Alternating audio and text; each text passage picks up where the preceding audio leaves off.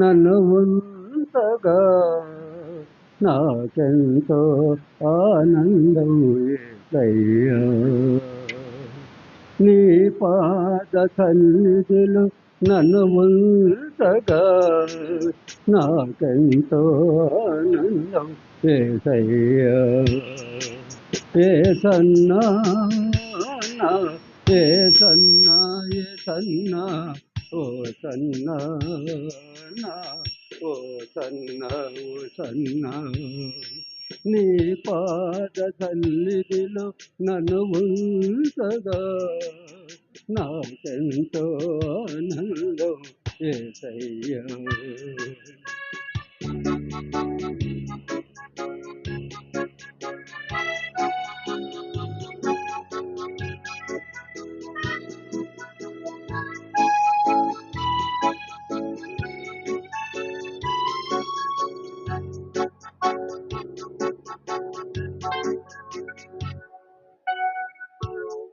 అనుదినం నా నోట నీ పాటలే, అనుక్షణం నా మదిలో నీ గానమే.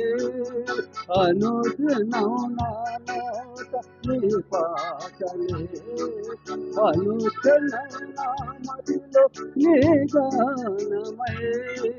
అత్యంతను అర్పణలు నీ సేవకై అంగీకరించుము నా యేసువా.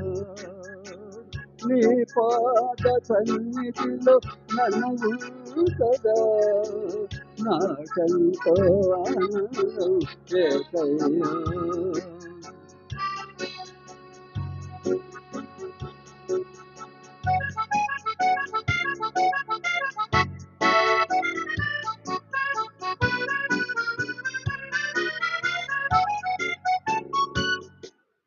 పదే పదే నీ రూపు చూడాలని నేనంతో కలిగి ఉన్నానయా. పదే పదే నీ రూపు చూడాలని నేనంతో కలిగి ఉన్నానయా. అర్పితును అర్పణలు నీ సేవకై అంగీకరించుము నా యేసువా. నీ పాద సన్నిధిలో నన్ను ఉంచగా నాకెంతో ఆనందం యేసయ్యా.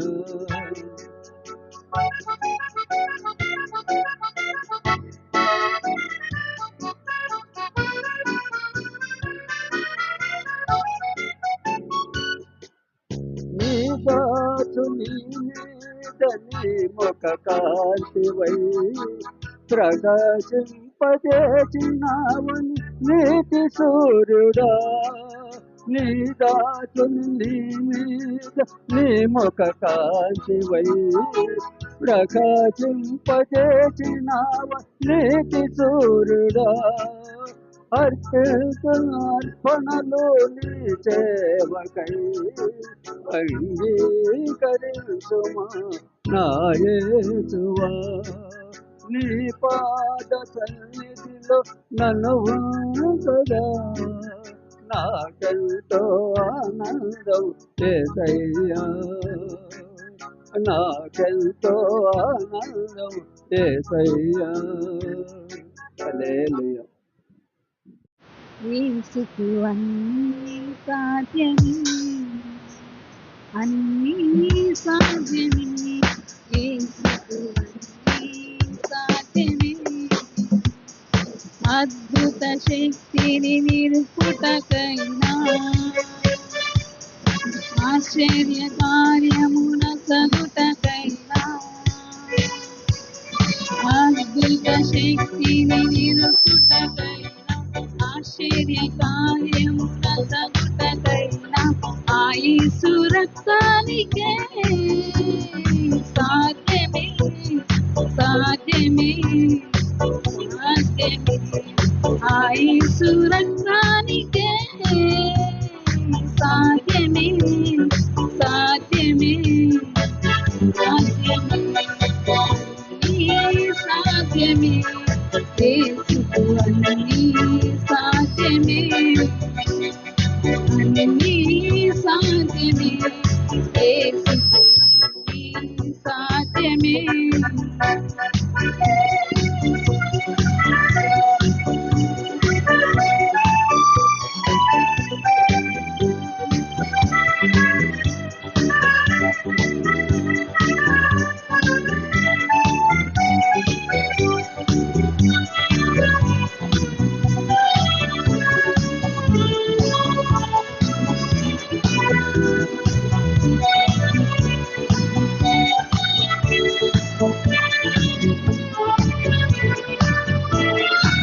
మాధుర్యమైన జలముగా మారాడు ప్రభు మార్చెను మృత్యువు నుండి లాజరును మహిమా ఘనతై లేపెను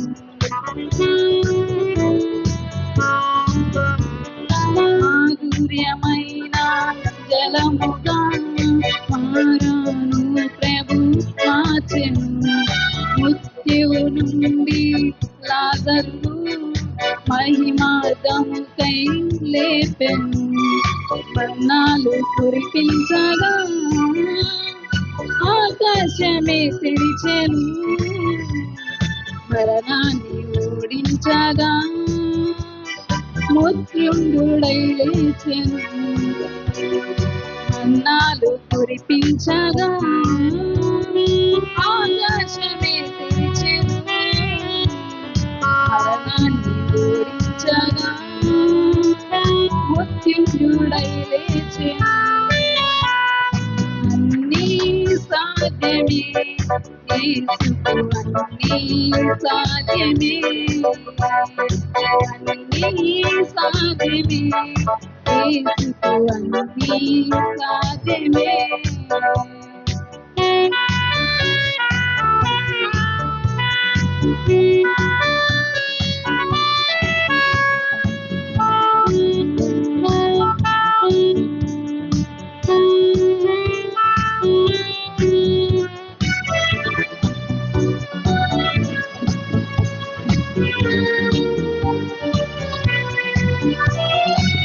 అందరి చీల్చగా జలములే పొంగెను ఎండిపోయిన భూమిపై నీరులేవి పారెను మండలి చీల్చగా జలములే పొంగెను ఎండిపోయిన భూమిపై పేరులైనవి పారెను అన్నంటే క్రీస్తని నీదంటే సాధని పండైన తన కృపలో నీ కన్నగా నిలుచును బంధంటే క్రీస్తని నీదంటే మీ సాధని తన కృపలో నీ కండగా నిలుచును అన్నీ సాధ్యమే యేసుకు అన్నీ సాధ్యమే అన్నీ సాధ్యమే యేసుకు అన్నీ సాధ్యమే అద్భుత శక్తిని పుటకైనా ఆశ్చర్య కార్యమున సంతకైనా అద్భుత శక్తిని నెరుపుటకైనా ఆశ్చర్య కార్యమున సంతకైనా ఆయుసు రక్తానికే సాధ్యమే సాధ్యమే సాధ్యమే ఆయుసు రక్తానికే సాధ్యమే సాధ్యమే సాధ్యమే, యేసుకు అన్నీ సాధ్యమే, అన్నీ సాధ్యమే, యేసుకు అన్నీ సాధ్యమే. యోహాను వచ్చిన 6వ అధ్యాయము 51వ వచనం. పరలోకము నుండి దిగివచ్చిన జీవాహారమును నేనే. ఎవడైనను ఈ ఆహారము భుజించే వాడెల్లప్పుడూ జీవించును. మరియు నేనిచ్చు ఆహారము లోకమునకు జీవము కొరకైన నా శరీరమే అని మీతో నిశ్చయముగా చెప్పుచున్నానని. దేవుడు తన పరిశుద్ధాత్మను దీవించింది. బుద్ధి దయను సంపాదించును. సామెతలు 30:15.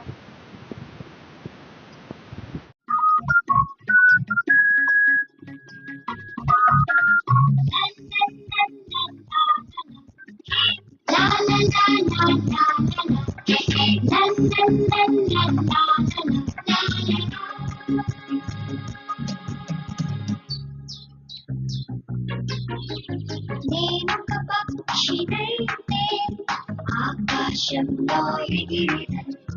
నేనొక చేపనైతే నీటిలో ఈదుచు వెళ్ళెదను.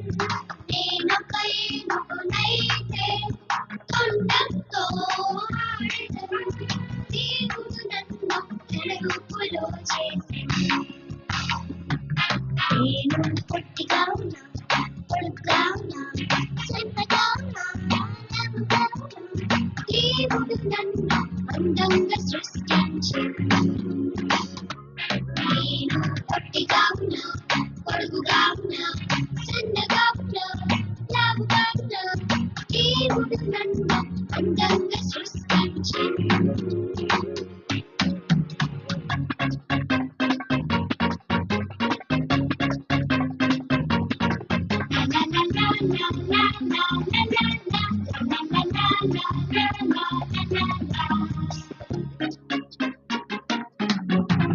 నేనొక సింహమైతే గర్జిస్తూ వేటాడెదను.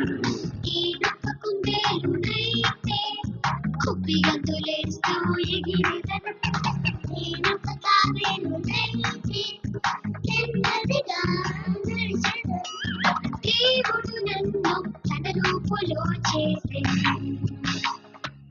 నేను పొట్టిగా ఉన్నా, పొడుగ్గా ఉన్నా, సన్నగా ఉన్నా, లావుగా ఉన్నా, దేవుడు నన్ను అందంగా సృష్టించెను. నేను పొట్టిగా ఉన్నా, పొడుగుగా ఉన్నా, సన్నగా ఉన్నా, లావుగా ఉన్నా, దేవుడు నన్ను అందంగా సృష్టించెను. నాకు నోరిచ్చెను రుచి తెచ్చుటకు, కన్నులిచ్చెను అన్ని చూచుటకు, చక్కని దేహం నాకు ఇచ్చాడు. Come on, let's sing again. నాకు నోరిచ్చెను అనుసరించుటకు, కన్నులిచ్చెను అన్ని చూచుటకు, చక్కని దేహం నాకు ఇచ్చాడు.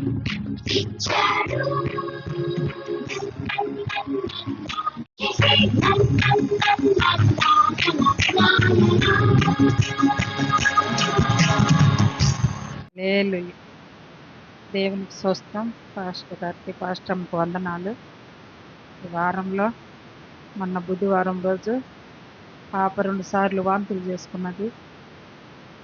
నా జీవితంలో ఇంట్లో ఒక దెబ్బ తినుండాను.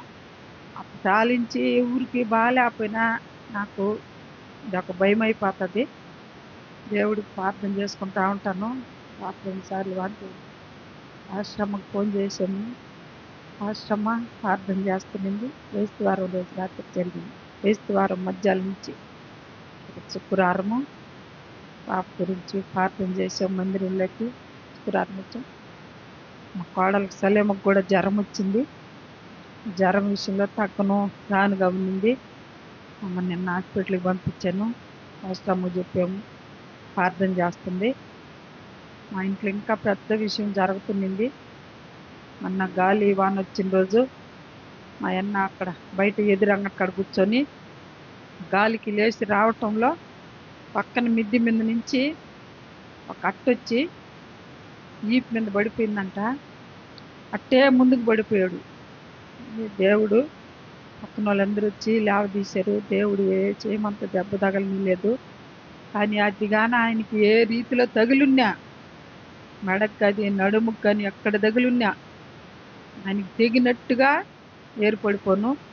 కానీ దేవుడు చేయమంత దెబ్బ కూడా తగలనీయలేదు. మా పట్ల ఎప్పుడూ దేవుడు అద్భుత కార్యాలు జరిపిస్తూ ఉన్నాడు. దేవుడికి వందనాలు. అప్పుడే పాస్టర్ అమ్మకి ఫోన్ చేసాము, అమ్మా ఇది జరిగిందమ్మా అని. పాస్టర్ అమ్మ ప్రార్థన చేసింది. ఆయన చెవికాడు పెడతాము, ఆయన వినపడకపోయినా కూడా ఆయన చెవికాడు పెడతాము. అప్పుడు ఆయనకి మనసులో అనుకుంటా ఉంటాడు. దేవుడు ఆయన ఎంతగానో కాపాడి ఉదయానికి లేవనెత్తి ఏమీ దెబ్బ తగల్లా. ఆయన గుండె అటాటకు మనిషి ఆయనకి అయినా ముందుకి బాళ్ళ పడిపోయినాడట. చుట్టుపక్కల వాళ్ళందరూ వచ్చి లేవదీశారు. ఏమంత దెబ్బ తగలకుండా కాపాడాడు దేవుడు. కుటుంబం కోసము అందరూ ప్రార్థన చేయింది. పాస్టర్ కూడా వందనాలు చెల్లించుకుంటా. ఎప్పుడు ఏ క్షణంలో ఫోన్ చేసినా ఒక తల్లి తండ్రి పలికినట్టుగా వాళ్ళు మాకు ఈ గ్రామానికి ఎంతో సహాయం చేస్తున్నారు. ఎప్పుడు వాళ్ళ పట్ల ఎన్నో కార్యాలు జరుగుతున్నాయి. ఈ ఆగుదాట గ్రామంలో ఊరికి ఏం జరిగినా మేము వెంటనే అవసరము చెప్తాము. రమేష్ విషయంలో కానీ, అమ్మాయి విషయంలో కానీ, ఇప్పుడు మొత్తం మనవుడు సాయి విషయంలో కానీ, అందరి విషయంలో దేవుడు వాళ్ళ వల్ల అద్భుత కార్యాలు జరిపిస్తున్నాడు. ఇంకా ఎందుకో మేము ఊరికి బాగాలేకపోయినా కూడా చెప్తాము. వాళ్ళు ప్రార్థనలో పెడతా ఉంటారు. వాళ్ళ వల్ల ఎన్నో అద్భుతాలు దేవుడు జరిపిస్తున్నాడు. ఇంకా ఎన్నో అద్భుతాలు జరిపించాలని మరీ కోరుకుంటున్నాను. దేవుడికి వందనాలు. పాస్టర్ అమ్మ కూడా వందనాలు చెల్లించుకుంటున్నాము. ఈ చిన్న సాక్ష్యము దేవుడు దీవించిన గాక. దేవుడికి వందనాలు. శ్రీదేవి గురించి 3 రోజులు కుటుంబ ప్రార్థన పెట్టిస్తున్నాను. బాగా జరిగింది. దేవుడి చిత్తంలో అన్నీ కూడా బాగా జరిగాయి. శ్రీమంత విషయంలో కూడా అన్నీ కూడా బాగా జరిగాయి. ఈ ప్రార్థనలో పాస్టర్ అమ్మ కూడా ఏ దాంట్లో కూడా ముందు ప్రార్థన చేస్తూ ఉండేది. వస్తువులకు పోయేటప్పుడు కానీ, ప్రయాణం అయిపోయేటప్పుడు కానీ పాస్టర్ అమ్మ ఎప్పుడూ ప్రార్థన చేస్తూ ఉండేది మాకు. ఆ కార్యం కూడా బాగా దేవుడి చిత్తంలో బాగా జరిగింది. ఏ కొలత లేకుండా అన్నీ సంపూర్ణతగా అన్నీ దేవుడు సమకూర్చాడు. మీ అందరికి కూడా ఈ సంఘం అంతా కూడా ప్రార్థించారు శ్రీదేవి గురించి. మీకు అందరికి కూడా స్తుతులు వందనాలు.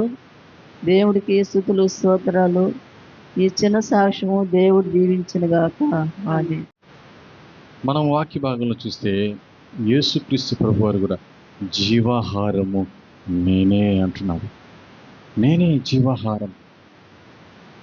మీరు ఈ లోకంలో మీరు భుజిస్తున్నటువంటి ఆహారము ఈ ప్రకృతి సంబంధమైనటువంటి ఆహారం, దాని ద్వారా పొందుకున్నటువంటి దాన్ని భుజించుకుంటూ ఉన్నారు. ఈ లోకంలో మనిషి జీవించాలంటే ఏమవసరం అండి? ఆహారం అవసరం. ఆహారం కనుక మనం ఆ ఆహారం కొరకు కష్టపడి పని చేస్తుంటాం. దాన్ని సంపాదించుకుంటాం. దాన్ని మనము తింటాం. అదే రీతిగా మన కుటుంబంలో మన బిడ్డలకు మన కుటుంబంలో వారికి కూడా ఆహారం పంచిపెడతాం. కానీ ఈ జీవాహారం ఏంటి? యేసుక్రీస్తు ప్రభువారు ఎందుకన్నారు ఈ జీవాహారము నేనే అంటున్నాడు? జీవాహారం అంటే ఆత్మను జీవింపచేయుట అని అర్థం. ఆత్మకు సంబంధించినటువంటి ఈ లోకంలో ఉన్నటువంటి ఆహారము మనము దాని కొరకు ప్రాకులాడుతూ, దాని కొరకు ఎంతో కష్టపడుతూ అనేకమైన నిద్రలేని రాత్రులు కూడా గడుపుతుంటాం. ఎందుకంటే మనం పనిచేస్తున్న ఉద్యోగాలు అయితే కొన్నిసార్లు నిరంతరంగా శ్రమించి సంపాదించి దేనికోసం అంటే మనం తినేదానికి ఆహారం సమకూర్చుకోవడానికి. కానీ ప్రియమైన దేవుని బిడ్డలారా, ఆత్మపరంగా మనకు నిత్య జీవంలోనికి ప్రవేశించాలంటే ఆ జీవాహారమైనటువంటి యేసుక్రీస్తుని మనం ఏం చేయాలా? భుజించాలి. యేసుక్రీస్తుని మనము భుజించాలి, తినాలి.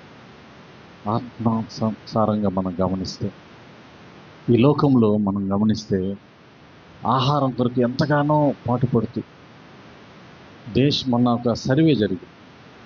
ఆ సర్వేలో ఏమైందంటే, దేశంలో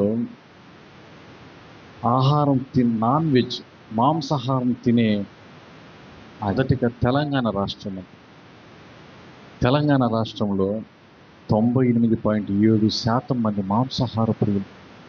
ముక్కలేందే ముక్కలు కూడా ఉన్నాయి కదండి. తర్వాత రెండో ప్లేస్ ఎవరున్నారని చూస్తే మన ఆంధ్రప్రదేశ్. మనమే ఉన్నాం. మనం కూడా 98.7% ప్రజలు మాంసాహారం తింటున్నారు. చూడండి ఎంత మక్కువ ఆహారం మీద. ఈ లోకంలో జీవించాలని, ఆహారం తిని బ్రతకాలి. ఎక్కువగా దాని కొరకు పాటుపడుతూ ఉంటాం.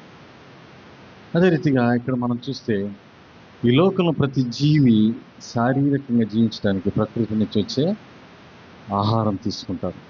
కానీ ఆత్మానుసారంగా ఆత్మను జీవింపచేయాలంటే, ఆత్మను సజీవంగా ఉంచాలంటే మనం ఏం పొందుకోవాలంటే జీవాహారాన్ని పొందుకోవాలి. అది ఎక్కడ దొరుకుతుందంటే యేసుక్రీస్తు ప్రభువారు చెప్తున్నారు, నేనే ఆ జీవాహారాన్ని, నేనే, నన్ను తినండి, నన్ను భుజించండి. ఏంటి ఆ జీవాహారం అని మనం చూస్తే దేవుని వాక్యమే. జీవాహారం అంటే ఏంటి? దేవుని వాక్యమే. దేవుని వాక్యమే. చూడండి, యోహాను సువార్త 1వ అధ్యాయము 14వ వచనాన్ని మనం మాట గమనిస్తే, ఆ వాక్యము శరీరధారి అయి కృపాసత్య సంపూర్ణుడుగా మన మధ్య నివసించాను. చాలా మందికి ఈ వాక్యం విలువ తెలియక వాక్యాన్ని ఏం చేస్తున్నారు? నిర్లక్ష్యం చేస్తున్నారు. మనం గమనిస్తాం. మన కుటుంబాల్లో కూడా అనేక కొన్ని మాటలు పడాల్సి వస్తుంది. దేవుని వాక్య కొరకు పరుగులు తీస్తుంటే ప్రతిరోజు ప్రతిసారి దేవుని మందిరానికి వెళ్ళడమేనా? ప్రతిసారి వెళ్ళాలా? ఒక ఆదివారం బుద్ధి చాలదా? ఒక ఆదివారం బుద్ధి దేవుని ప్రార్థిస్తే చాలదా? ఒక ఆదివారం తింటే సరిపోదమ్మా? ప్రతిరోజు తినాలా ఆహారం? మన ఆరోగ్యానికి ఆహారం ప్రతిరోజు తినాలా? అవసరమా? వారానికి ఒకసారి తింటే పోదా?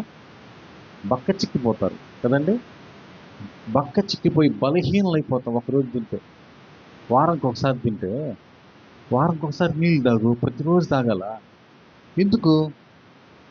ఎందుకమ్మా చెప్పండి? మన ఆరోగ్యం కొరకు.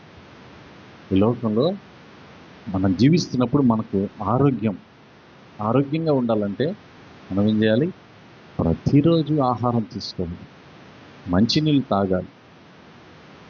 కాబట్టి చూడండి, మనము మన దేహానికి ప్రతిరోజు మనం దానికి కావాల్సింది సమకూర్చుతున్నాం. మరి మన ఆత్మకు జీవాహారము నేనే అని చెప్తున్న యేసుక్రీస్తు ప్రభువు ఆ వాక్యాన్ని మనం ధ్యానిస్తున్నామా? ఆ వాక్యాన్ని మనం తింటున్నామా? భుజిస్తున్నామా? వాక్యాన్ని నిర్లక్ష్యంగా చేస్తున్నాం. వాక్యం దానివల్ల ప్రతి చిన్న శోధనకి పడిపోతూ ఉంటారు. వాక్యాన్ని మనం నిర్లక్ష్యం చేసే కొద్దీ. ప్రియమైన దేవుని బిడ్డలారా, అదే రీతిగా మనం గమనిస్తే ఆ మత్తయి సువార్త 4వ అధ్యాయము 4వ వచనాన్ని మనం చూస్తే, మనుషుడు రొట్టె వలన మాత్రము కాదు కానీ దేవుని నోట నుండి వచ్చి ప్రతి మాట వలన జీవించును. యేసుక్రీస్తు ప్రభువారు మరి ఉపవాసం ఉండి అక్కడ ఉన్నప్పుడు అపవాది శోధిస్తూ ఉన్న సమయంలో మరి అపవాది చెప్తూ, ఈ రాళ్ళను ఏం చేసుకొని తినమంటున్నాడు? రొట్టెలుగా చేసుకుని తిన. బలహీనుడు అయిపోయాడు. రొట్టెలు చేసుకుని తినని చెప్తే దేవుడు ఏమంటున్నాడు? మనుష్యుడు రొట్టె వలన మాత్రం కాదు కానీ దేవుని నోట నుండి వచ్చి ప్రతి మాట వలన జీవించును.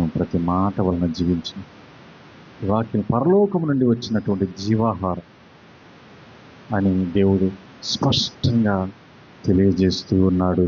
ప్రియమైన దేవుని బిడ్డలారా, మరి మనము ఏ రకంగా ఆత్మీయ ఆహారాన్ని స్వీకరిస్తున్నాం, దాన్ని మనం భుజిస్తున్నాం, దాని కొరకు ప్రయాసపడుతున్నాం.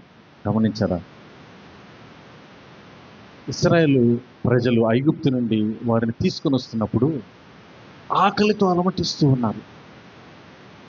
ఆకలితో అలమటిస్తున్నప్పుడు మోషేని, అయ్యా ఏంటి మాకు ఆకలిగా ఉంది, మా బిడ్డలు మా భార్యలు అందరూ బలహీనలు అయిపోతున్నారు ఏంటన్నప్పుడు మోషే దేవుని ప్రార్థించినప్పుడు వారికి ఏమి ఇచ్చాడు? అరణ్యంలో మన్నాను కురిపించాడు. మన్నాను, పితరులు మన్నాను భుజించారు. అదే యోహాను సువార్త 6:49 ఉంటుంది. మీ పితరులు అరణ్యములో మన్నాను తినినను చనిపోయిరి. దేవుడు మరి వారికి మన్నాను ఇచ్చారు. మన్నానంటే ఆ పరలోకం నుండి వచ్చింది, కానీ అది వారు ఆకలి తీర్చడానికి ఇచ్చింది. అంతేగాని వారి ఆత్మ దాహాలు తీర్చడానికి ఇవ్వలేదు. అది తినినను, చూడండి అక్కడ దీనిని 49, మీ పితరులు అరణ్యములో మన్నాను తినినను ఏమైపోయారంట? చనిపోయిరి. దీనిని తినివాడు చావకుండానట్లు పరలోకము నుండి దిగి వచ్చిన ఆహారం ఇదే. నేనే అంటున్నాడు, జీవాహారం. జీవాహారం నేనిచ్చే ఆహారాన్ని తింటే మీరేమవుతారు? చనిపోయిన బ్రతుకుతారు, సజీవంగా ఉంటారు. ఎల్లప్పుడూ బ్రతికే ఉంటారు. ఎల్లప్పుడూ బ్రతికే ఉంటారు. మీరు ఈ లోకంలో చనిపోయినా ఎల్లప్పుడూ నా దగ్గర జీవిస్తూ ఉంటారు. నిత్య జీవము నేను ఇచ్చేదా, నిత్య జీవాన్ని నేను ఇస్తానంటున్నారు. ప్రియమైన దేవుని బిడ్డలారా, మరి అదే యోహాను సువార్త 5:24 మనం చూస్తే, నా మాట విని నన్ను పంపిన వాని యందు విశ్వాసం ఇచ్చేవాడు నిత్య జీవము గలవాడు, వాడు తీర్పులోనికి రాక మరణములో నుండి జీవములోనికి దాటి ఉన్నాడు. మీతో నిశ్చయముగా చెప్పుచున్నాను, వాడు మరణంలోకి రాడంట, తీర్పులో జీవములోనికి వెళ్తాం, జీవములోనికి. మరి ఈరోజు మనం కొన్ని మాటలు ధ్యానించుకున్నాం. దేవుడిచ్చే జీవాహారం వలన కలిగే మేలులు ఏంటి? జాగ్రత్తగా గమనించండి. దేవుడు ఇచ్చేటటువంటి జీవాహారము నేనే అంటున్నాడు కదా, ఆ జీవాహారం వలన కలిగే మేలులు ఏంటి? మేలులు ఏంటి? మొదటిగా మనం చూస్తే, జీవాహారం భుజించిన వారు ఆత్మీయంగా తృప్తిపరచబడతారు. జీవాహారం భుజించిన వారు ఆత్మీయంగా తృప్తిపరచబడతారు. తృప్తి ఈ లోకంలో మరి మనం తృప్తిపరిచేది ఏంటంటే, ఇక్కడ ఉన్నటువంటి ఆహారం తిని ఏదో ఆడవరకు తృప్తి పడతారేమో, మళ్ళీ ఏమవుద్ది? మళ్ళీ ఆకలేస్తుంది. మళ్ళీ ఆకలేస్తుందే, మళ్ళీ ఆకలేస్తుంది, మళ్ళీ తింటారు, మళ్ళీ. కానీ దేవుడు ఇచ్చేటటువంటి జీవాహారం ద్వారా ఆత్మీయంగా మనం ఎల్లప్పుడూ తృప్తి పొందుతాం. ఆత్మీయంగా ఎల్లప్పుడూ. చూడండి, కీర్తనల గ్రంథం 81వ కీర్తన 16వ వచనాన్ని మనం గమనిస్తే, అతి శ్రేష్టమైన గోధుమలు అనుగ్రహించి నేను వారిని పోషించుదును, కొండ తేనెతో నిన్ను తృప్తిపరచెదను. దేవుడు తన ప్రజలకంట శ్రేష్టమైనవి గోధుమలను ఇస్తాడంట. తన ప్రజలకు తృప్తి కలిగించేంత వరకు వారికి ఆ కొండ తేనె ఇస్తాడంట. కొండ తేనెతో ఇచ్చి తృప్తిపరుస్తాడు. అదే రీతిగా ఇంకా మనం చూస్తే 22వ కీర్తన 26వ వచనాన్ని కూడా మనం చూస్తే, దీనులు భోజనం చేసి తృప్తి పొందెదరు, యెహోవాను వెదకువారు ఆయనను స్తుతించెదరు. చూడండి, దీనులు అంటే ఎవరండి? సాత్వికులు, వినయం కలిగినటువంటి వారు గొప్ప తృప్తిని పొందుకుంటారంట. గొప్ప తృప్తిని, సంతృప్తిని అనుభవిస్తారు. అదే గర్విష్ఠులకు దేనిలోనూ తృప్తి ఉంటుందా? వాళ్ళకి తృప్తే ఉండదు. మనం చూస్తుంటాం, పెళ్ళిళ్ళకి వెళ్తుంటారు కదా, పెళ్ళిళ్ళకి వెళ్ళినప్పుడు మనము దేవుని బిడ్డలుగా ఉంటున్నాం. మనం ఏదో వారు వేసి పెట్టింది తిని చాలా బాగుంది, చాలా చక్కగా చేశారు, మరి బాగుందమ్మా అని చెప్తారు. అందరూ ఇదే చెప్పగలరా? పడ్డాయిలే, మా దాకా వచ్చింది, మా ముందు వ్యక్తికి బాగా పడ్డాయి ముక్కలు, మాకు అన్నీ ఎముకలే, నవల్లేక పడేసి బాగా పెట్టారులే. తృప్తి అనేది ఉండదు, తృప్తి అనేది ఉండదు. మా బంధువు ఒక ఆమె, పెద్ద ఆమెకి ఒకసారి ఇంటికి వచ్చినప్పుడు బిర్యానీ ఉన్నింది. మా అమ్మ ఇంటికి వచ్చిన వాళ్ళకి ఏదో అరేంజ్ చేసేస్తుంది, మరి తినండి తినండి ప్రేమ చూపిస్తూ. మరి ఆమెకి బిర్యానీ పెడితే తింటూ, అమ్మ తోలు లేదా, ఏం కావాలంట, తోలు అంటే ఆమెకు బాగా ఇష్టం అంట. తోలు లేదా, తోలు అంటే చూడమ్మా ఇది నవ్వలేకపోతున్నాను. సరే తోలు తీసుకొని వచ్చి ఏరి ఏడుందో వేసి అది తిని అయిపోయిన తర్వాత, అమ్మ బాంగుల అట్టుపండు లేదా, ఏం లేదంట, అమృతపాణి పచ్చటి పండు కాదు, బంగుళ అట్టుపండ్లు ఉంటాయి కదండి, షుగర్ వాళ్ళు, బాంగుల అట్టుపండు లేదమ్మా. ఛాన్సమ్మా, నేను ఎప్పుడు అట్టుపండ్లు తెచ్చిపెడుతూ ఉంటా ఇంట్లో. సరే అట్టుపండు ఇచ్చింది, తినేసి అవ్వంగానే పొల్లగా చాక్లెట్ లేదా అని. ఇంక మా అమ్మ బిర్యానీ నువ్వు అడగకముందే పెట్టా, మళ్ళీ తోలు అడిగావు, తోలు తీసుకుని ఇచ్చా, బంగళ అట్టుపండు అడిగి బంగళ చాక్లెట్ నేను ఆడ తీసుకుని వచ్చే చాక్లెట్ లేదమ్మా. చూసారా, అట్లా కొంతమంది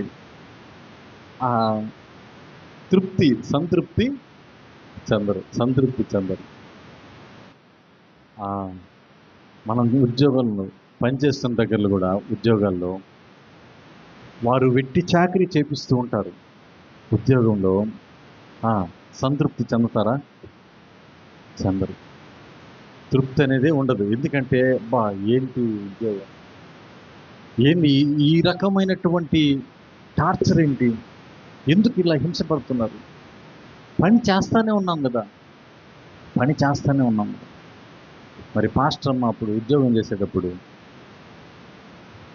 సాయంత్రం 5కి అయిపోవాలా, గవర్నమెంట్ టైమ్స్ 5కి అయిపోతుంది.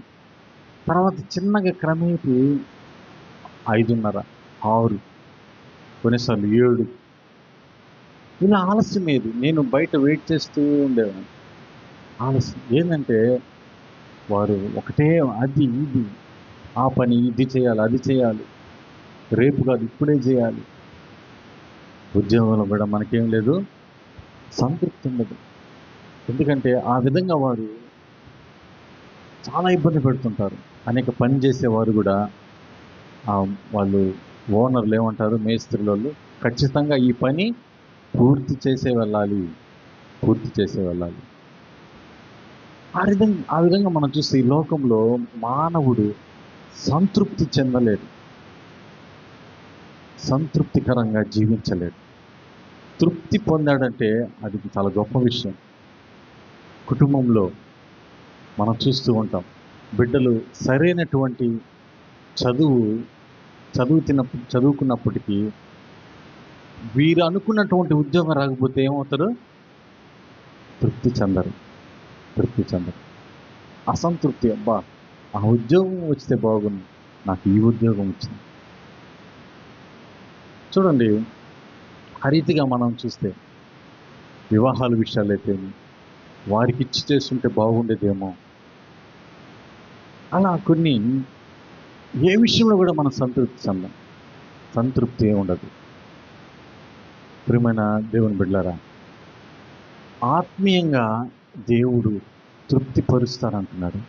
ఆత్మీయంగా ఈ లోకంలో శారీరకంగా మనకు ఏది కూడా, ఏ విషయంలో కూడా తృప్తి అనేది ఉండదు. ముఖేష్ అంబానీ, రిలయన్స్ అధినేత, కోట్లాధికారి, మరి కొన్ని వేల కోట్లు ఆయన ఆస్తుంది. తన యొక్క కుమారుడికి వివాహం చేశారు. ఎంగేజ్మెంట్ అయింది గత మాసంలో. ఎంగేజ్మెంట్ అయితే దాదాపు కొంతమందిని అందరినీ కొంచెం విఐపి హోదా కొంచెం పలుకుబడినటువంటి వారందరినీ సమకూర్చారు.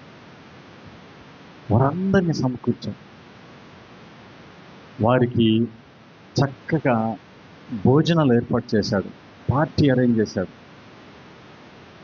వారి కొరకు ప్రత్యేకంగా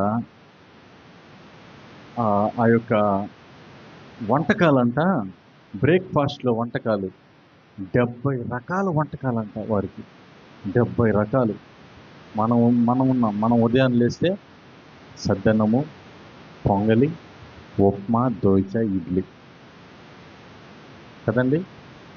వారికి 70 రకాలు బ్రేక్ఫాస్ట్.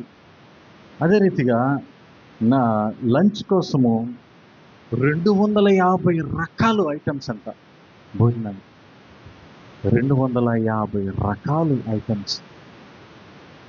వారికి ఒక్కొక్క ప్లేటు ఎంతని ఎస్టిమేషన్ వేస్తే 15,000 రూపాయలంట ఒక్కొక్క ప్లేటు అయిన ఖర్చు. మనం ఒక కూడికి పెడితే 15,000 ఖర్చు పెట్టుకుంటే దాదాపు 150-170 మంది కూడా తినేది. కానీ వారి ఒక్క ప్లేట్ ఖర్చు 15,000 రూపాయలు. చూసారా? కానీ వారు ఆ టయానికే కదా, తర్వాత అయిపోద్ది. అంటే వారిని వారిని తృప్తిపరచాలని ఎంతగానో ప్రయాసపడ్డారు. వారి కుమారుడు మైక్లో మాట్లాడుతూ ఉన్నాడు, నేను కోటీశ్వరుడు కొడుకునైనప్పటికీ నేను ఆ పాన్పు మీద పడుకొని ఎంజాయ్ చేస్తారనుకుంటారేమో, నాకు కూడా ఎన్నో అనారోగ్య సమస్యలతో ఇబ్బంది పడాల్సి వచ్చిందని చెప్పాడు.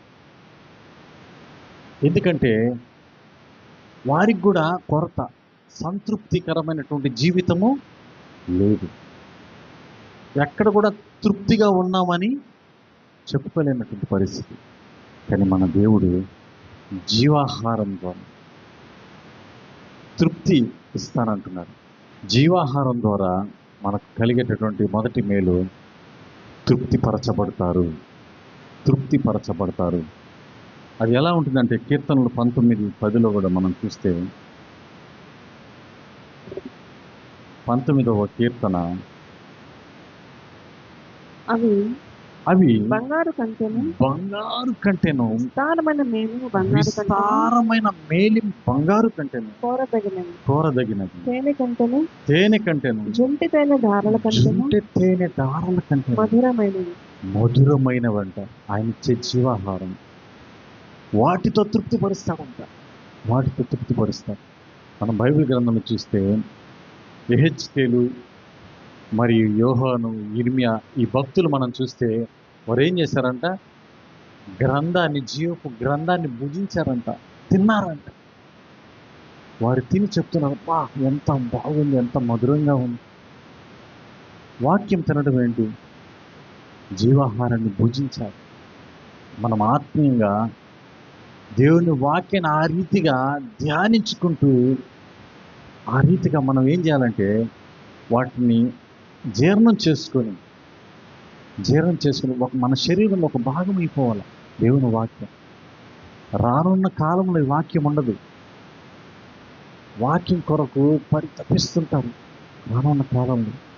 ఈ అంత్య దినాల్లో ఏదో మనకు దేవుని వాక్యం ఈ విస్తారంగా చెప్పబడుతూ ఉన్నది. ఎక్కడ చూసినా టీవీల్లో అయితే ఏమి అనేక చోట్ల దేవుని వాక్యం ఉంటుంది, కానీ ఇంకా రానున్న కాలంలో దేవుని వాక్యం ఉండదు. అప్పుడు ఏంటి మన పరిస్థితి? దేవుని వాక్యం కొరకు ఎక్కడెక్కడో తిరిగినా ఎక్కడ ఉండదు. యెహెజ్కేలు గ్రంథంలో మనం చూస్తే 3వ అధ్యాయం 3వ వచనాన్ని మనం గమనిస్తే, నేను ఇచ్చుచున్న ఈ గ్రంథమును ఆహారముగా తీసుకొని దానితో నీ కడుపు నింపుకొనమని నీ కడుపు నింపుకున్నామని నాకు సెలవీయగా నాకు సెలవీయగా నేను దాన్ని భక్షించుదును. నేను దాన్ని భక్షించి తిని అది నా నోటికి అది నా నోటికి తేనెవలె తేనెవలే మధురంగా ఉండేది. మధురముగా ఉన్నదంట. చూసారా, జీవాహారం అనేటువంటి ఈ వాక్యాన్ని ఆయన తింటూ ఉన్నాడు. ఆయన తింటూ ఉన్నాడు. ఇంకా మనం చూస్తే ఇర్మియాలో కూడా, ఇర్మియా గ్రంథం 1వ అధ్యాయం 1:9 చూస్తే, అప్పుడు యెహోవా చేయి చాపి నా నోరు ముట్టి ఇలాగ సెలవిచ్చాను, ఇదిగో నేను నీ నోట ఏం పెట్టాడంట, నా మాటలు ఉంచి ఉన్నాను. నీ నోట దేవుని వాక్యం ఉంచి ఉన్నారంట. మరి మన నోట్లో ఏమున్నాయి? మన నోట్లో ఏమున్నాయండి? మన నోట్లో ఏమున్నాయి? దేవుని వాక్యం ఉందా? దేవుని వాక్యం ఉందా? ప్రియమైన దేవుళ్ళు, అనేక మంది చెడు వ్యసనాలకు బానిసయ్యి నోట్లో గుట్కాలు, పాన్ పరాకులు, గంజాయి, డ్రగ్స్, వాటి ద్వారా తృప్తి పొందాలని చూస్తున్నారు. మద్యపానం, వాటి వల్ల సంతృప్తి చెందుతారు. అనేక మంది అనుకుంటున్నారు, కానీ ఏం ప్రయోజనం లేదు. వాటి వల్ల నీ ఆరోగ్యం క్షీణించి నువ్వు చనిపోతావు తప్ప నీకు ఏ రకమైనటువంటి ప్రయోజనం వాటి వల్ల ఉండదు. జీవాహారము నిన్ను తృప్తిపరుస్తుంది. బైబిల్ గ్రంథంలో భక్తులు దేవుని వాక్యాన్ని ఆ రీతిగా తింటూ ఉన్నారు. దేవుని వాక్యాన్ని శ్రద్ధగా. మరి మన పరిస్థితి ఏంటి? జీవాహారము నేనే అంటున్నాడు. ఆ జీవాహారం నువ్వు తీసుకుంటున్నావా? ఆయన ఇస్తున్నాడు, నీ నోటి దగ్గర పెట్టి ఇస్తున్నాడు, ఇదో భుజించు. కానీ మనము దాన్ని ఏం చేస్తున్నాము? మందిరంలో ఏదన్నా ప్రార్థన ఉంటే అలమారులో దులుపుకొని తీసుకొని వచ్చుకుంటున్నాం. ప్రతిరోజు దాన్ని ధ్యానిస్తున్నామని. 1వ కీర్తన మనం చూస్తే, దివారాత్రము దాన్ని ధ్యానించేవారు ధన్యులు అంటున్నాం. ప్రియమైన దేవుని బిడ్డలారా, మరొక మాటను మనం గమనిస్తాము. అదే జీవాహారము భుజించిన వారు స్వస్థపరచబడతారు. మొదటిగా ఏమవుతారు? తృప్తిపరచబడతారు. రెండవదిగా మనం చూస్తే స్వస్థపరచబడతారు. జీవాహారము ద్వారా, భుజించడం ద్వారా స్వస్థపరచబడతారు. 107వ కీర్తనలో 20వ చరణాన్ని మనం గమనిస్తే, 107వ కీర్తన 20వ చరణాన్ని, ఆయన తన వాక్కుని పంపి వారిని బాగు చేసెను. ఆయన వాక్కు. ఈ జీవాహారాన్ని భుజించిన వారికి ఏమవుతుందంట? స్వస్థత. బాగుపరుస్తాడు. దేవుని వాక్యం ద్వారా మన పాపాలు మాత్రమే క్షమించబడడం కాదు, కానీ సంపూర్ణమైన ఆరోగ్యాన్ని మనకిస్తూ ఉన్నాడు. మన పాపాలు క్షమించబడడం వరకే కాకుండా మనకు సంపూర్ణమైన ఆరోగ్యాన్ని దేవుడు మనకు ఇస్తూ ఉన్నాడు. యోహాను సువార్తలో 4వ అధ్యాయంలో అక్కడ మనం గమనిస్తే, 4వ అధ్యాయం 46వ వచనాన్ని మనం గమనిస్తే, అక్కడ కపెర్నహూములో ప్రధాని అయినటువంటి ఒక ఆయన ఏం చేస్తున్నాడు? వారి కుమారుడు మరణిస్తే దేవుణ్ణి అడుగుతూ ఉన్నాడు. యేసుక్రీస్తు ప్రభు వారు ఎక్కడున్నాడు? అక్కడికి వెళ్ళి, అయ్యా నా కుమారుడు ఏమైపోయాడు? చనిపోయాడు. కాబట్టి నువ్వు వచ్చి నా బిడ్డను బ్రతికించు, నా బిడ్డను బాగు చేయి అంటున్నాడు.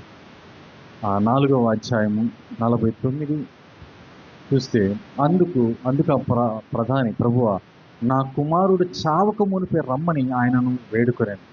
యేసు, నీవు వెళ్ళుము, నీ కుమారుడు బ్రతికి ఉన్నాడని అతనితో చెప్పగా, ఆ మనుష్యుడు యేసు తనతో చెప్పిన మాట నమ్మి వెళ్ళిపోయాను.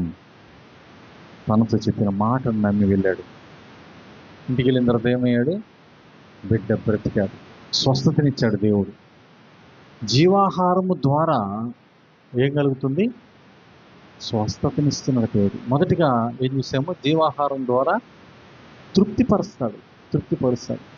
రెండవదిగా మనం చూస్తే జీవాహారం ద్వారా ఆయన స్వస్థపరుస్తాడు. కనాను స్త్రీని కూడా మనం గమనిస్తే మత్తయి సువార్తలో 15వ అధ్యాయం ఆమె ఎక్కడెక్కడో తిరిగింది, ఏమేమో వైద్యుల దగ్గరికి వెళ్ళింది, తర్వాత అనేక దగ్గర తిరిగి జీవాహారం అనేటువంటి యేసు దగ్గరికి వచ్చింది. యేసుక్రీస్తు దగ్గరికి వచ్చి ఆయన్ని ముట్టింది. వెంటనే ఆమెకేం కలిగింది? స్వస్థత కలిగింది. ప్రియమైన దేవుని బిడ్డలారా, జీవాహారం అంత శక్తివంతమైనది. కాబట్టి జీవాహారం ద్వారా తృప్తిపరచబడతాము, రెండవదిగా స్వస్థపరచబడతాము. ఇంకా మనం చూస్తే ఆ చివరిగా ఒక మాటను మనం గమనిస్తాం. 23వ కీర్తన 2లో మనం చూస్తే, కీర్తనలు 23:2, జీవాహారం భుజించిన వారు శాంతి సమాధానాన్ని పొందుకుంటారు. ఏం పొందుకుంటారండి? శాంతి సమాధానాన్ని పొందుకుంటారు. ఈ శాంతి సమాధానం కొరకు, నెమ్మది కొరకు మనిషి ఎక్కడెక్కడో తిరుగుతూ ఉన్నాడు. గమనించారా? ఎక్కడెక్కడో తిరుగుతూ ఉన్నాడు. నాకు ఈ శాంతి సమాధానం కావాలని. గడిచిన వారంలో మంగళవారం జరిగినటువంటి సంఘటన ఈ దేశాన్ని కదిలించింది. ఏంటంటే ఉత్తరప్రదేశ్ రాష్ట్రంలో హద్రాస్ అనేటటువంటి ప్రాంతంలో ఆయన పేరు సూరజ్ పాల్. ఏం పేరు అండి? సూరజ్ పాల్. కానీ ఆయన ఏం పేరుగా ఉంటున్నాడంటే భోలే బాబా. ఆయనకేం పేరంట? భోలే బాబా అంట. ఆయన ఏం చేస్తున్నాడంటే ప్రతి మంగళవారం, ఒక మంగళవారం టైంలోనే ఆయన ఆధ్యాత్మిక కార్యక్రమాలు నిర్వహిస్తూ ఉంటారు. కరోనా టైంలో కూడా ఒక 50 మందికి సమకూడాలా అని పర్మిషన్ తీసుకున్నారంట.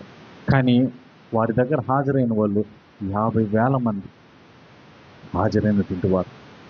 మరి మొన్న జరిగినటువంటి అక్కడ ఉత్తరప్రదేశ్లో జరిగిన సంఘటన, 80,000 మందితోనే నువ్వు ఈ ఆధ్యాత్మిక ప్రార్థనను మొదలు పెట్టుకో అని చెప్తే అక్కడ వచ్చిన జనాభా ఎంతమంది అంటే 2,80,000 మంది పైచులకు, 2 లక్షల పైచులకు మంది వచ్చారు.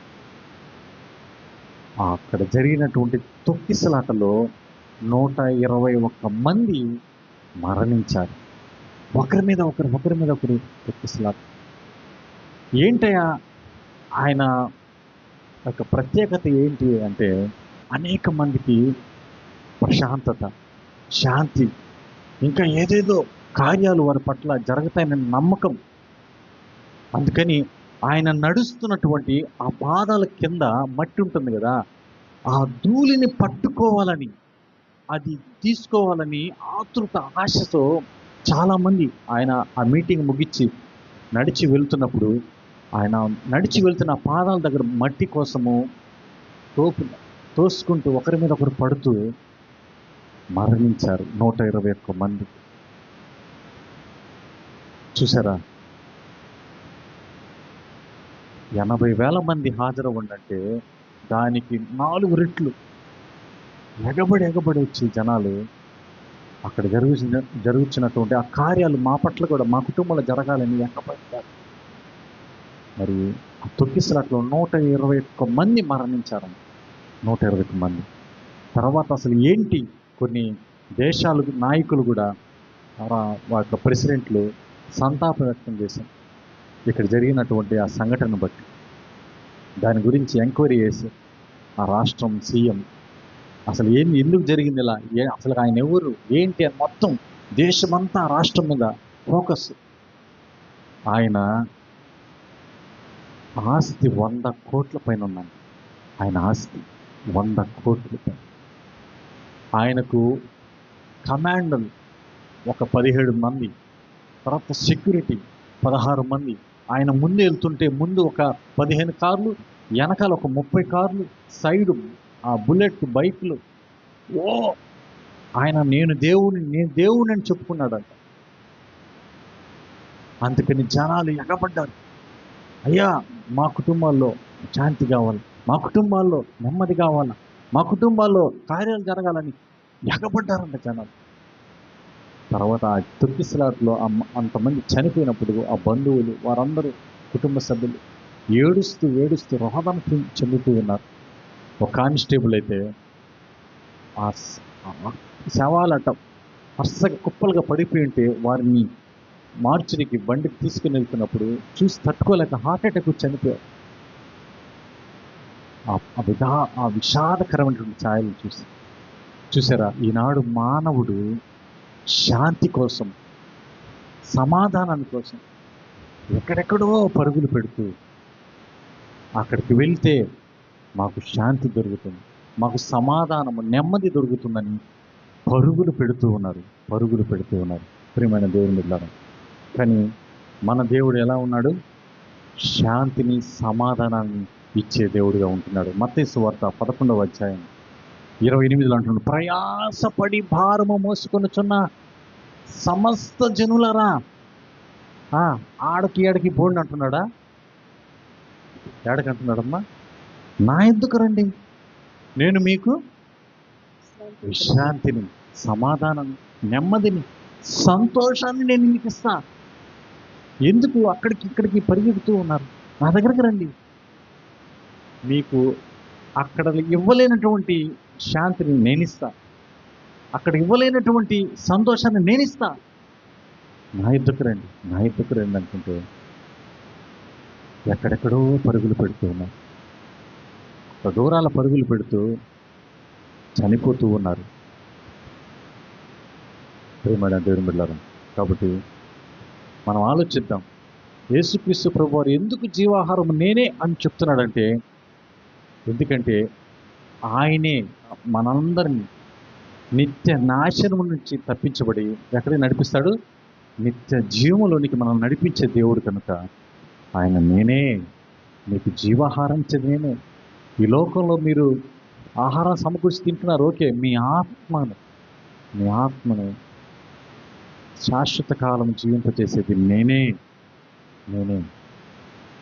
జీవాహారం వల్ల మొదటగా తృప్తిపరచబడతారు, రెండవదిగా స్వస్థపరచబడతారు, మూడవదిగా శాంతిని, సమాధానాన్ని ఇస్తున్నారు.